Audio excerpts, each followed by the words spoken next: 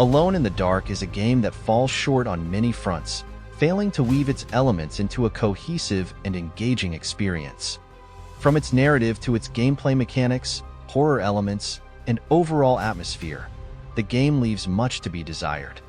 It feels like there's a crucial layer of polish or finesse missing, resulting in disjointed storytelling and occasional bizarre choices. The plot's threads dangle loosely, caught in a whirlwind of fractured narratives, erratic settings, clunky movements, and lackluster combat. While the game's intentions are clear, its rough edges grind against each other like pieces of a broken puzzle, hastily forced into place. Even with additional connective tissue, it's doubtful that this mishmash of Southern Gothic horror, madness, and Lovecraftian themes set in the 1920s would fare much better.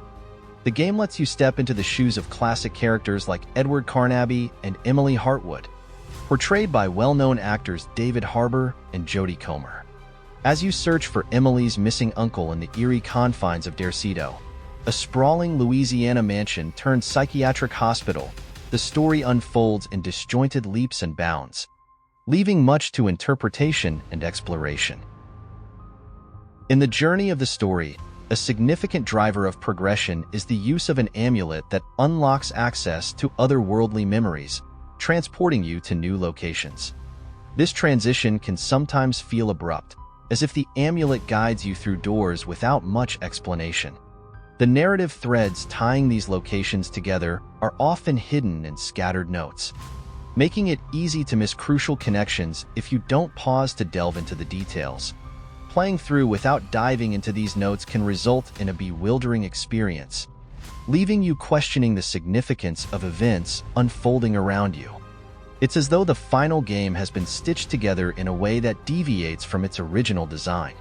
Certain elements are introduced but never revisited, while others fade into obscurity without resolution.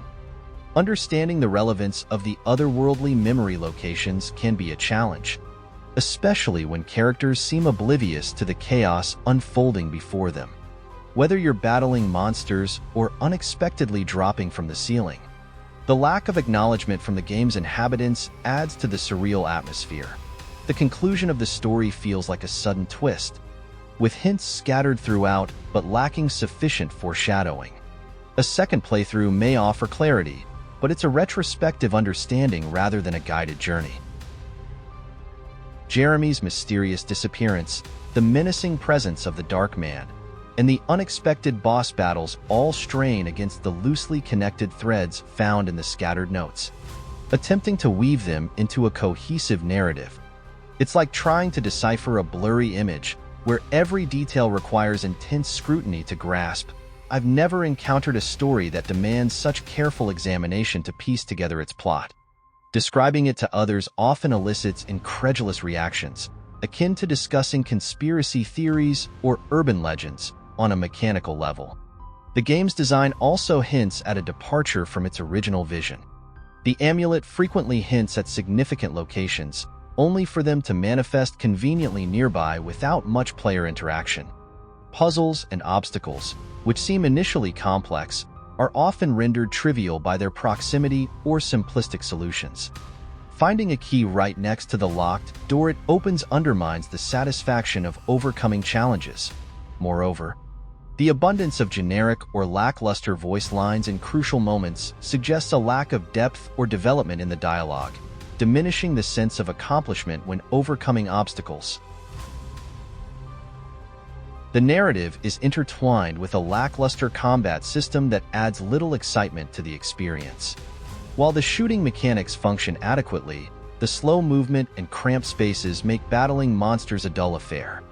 These encounters lack depth and often feel like mere interruptions rather than meaningful challenges.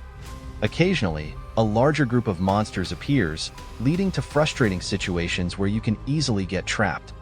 The game's design includes peculiar decisions, such as a melee system that relies on breakable weapons, leaving players defenseless if they run out of ammo and break their last usable weapon. Stealth sections are also present but lack clarity on detection mechanics, making them feel pointless. Furthermore, throwables scattered throughout the game can only be used at specific locations, adding a cumbersome aiming animation that disrupts gameplay flow. Additional confusion arises from the use of Molotov cocktail icons to denote throwable objects, with no clear distinction between flammable and non-flammable items unless players notice the subtle difference in markings. These inconsistencies further detract from the combat experience and contribute to a sense of frustration during gameplay. It's important to note that the game provides no substantial explanations for the existence of its various monsters. They simply materialize without any acknowledgement from the protagonist and become occasional, random occurrences throughout the gameplay.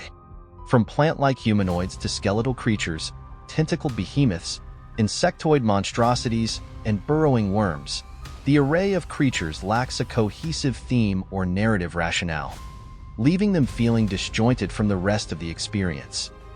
This disconnect contributes to a lack of impactful horror elements, as the monsters feel more like coincidental obstacles than integral parts of the narrative. The absence of a cohesive ambience or sense of impending danger diminishes the potential for building tension or fear.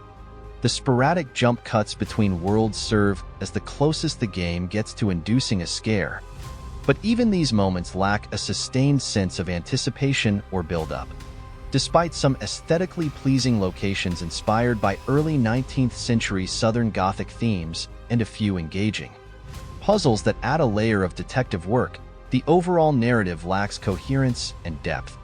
While hints of a more substantial storyline are present, the execution falls short, resulting in a disjointed narrative structure that fails to captivate or deliver on the promised horror experience.